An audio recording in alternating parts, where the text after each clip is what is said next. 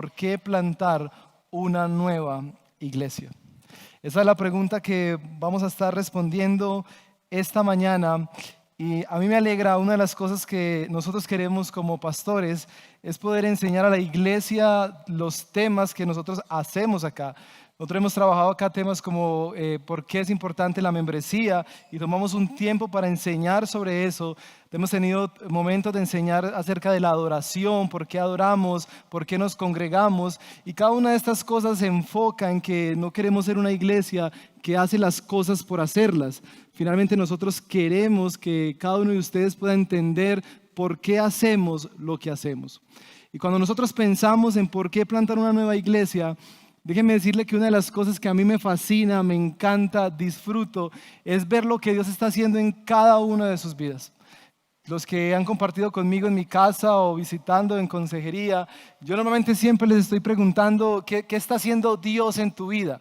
¿Qué está haciendo Dios? ¿Cómo te transformó Dios? Y una de las cosas que nosotros como iglesia no podemos perder de vista es cómo Dios sigue salvando a pecadores a través de la obra de Cristo Jesús. Y yo esta mañana quiero invitar a Sandra, que le he pedido amablemente, ella está súper nerviosa, porque yo le dije a ella que quería que nos diera su testimonio. Yo le pedí a ella que venga aquí en medio de este sermón y venga, suba, tranquila, Sandra y su esposo Bill.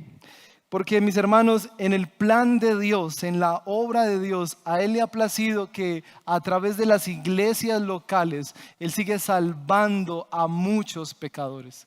Y Sandra nos va a contar su testimonio y nos va a decir qué ha hecho Dios en su vida. Por acá tengo un micrófono.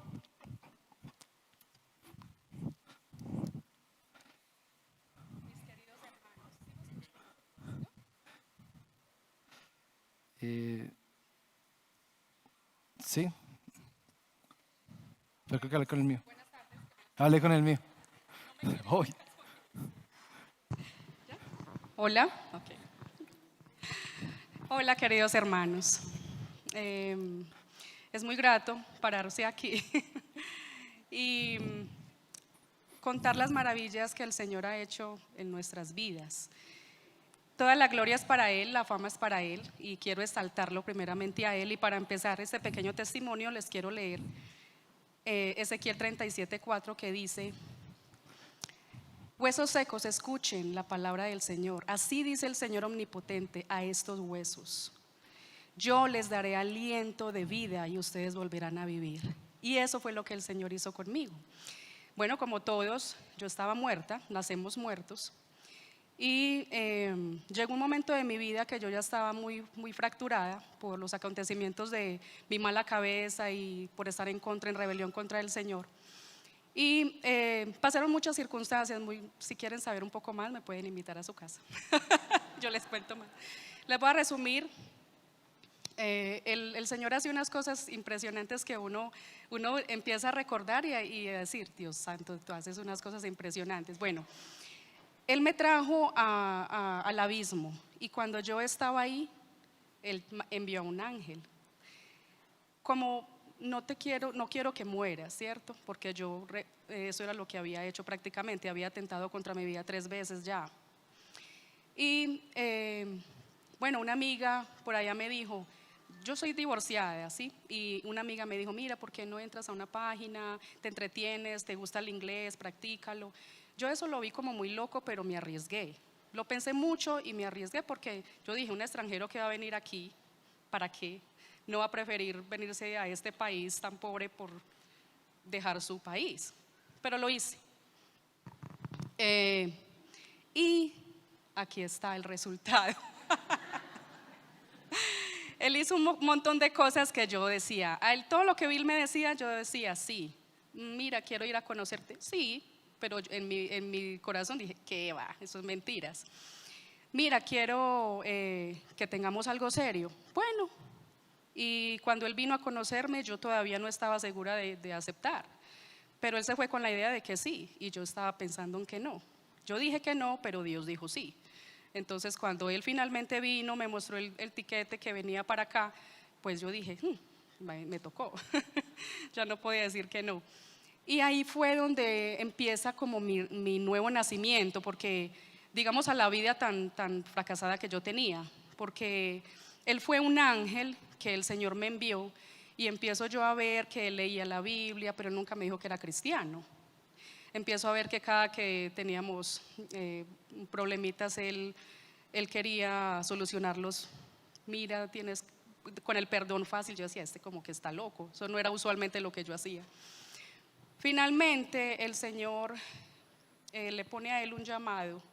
Él dice, estoy pensando o el Señor tiene en mi mente algo que me está volteando. ¿Qué será ya lo que se le ocurrió a este? Tenemos que hacer un trabajo, pero juntos. Bueno, dígame. Yo voy a hacer una página de devocionales y me vas a traducir lo que yo haga en inglés. Ok. Empecé a hacerlo y era leer la Biblia. Y eso fue una lucha espiritual impresionante. Eso era algo que yo nunca había hecho y empezó una batalla interna muy fuerte.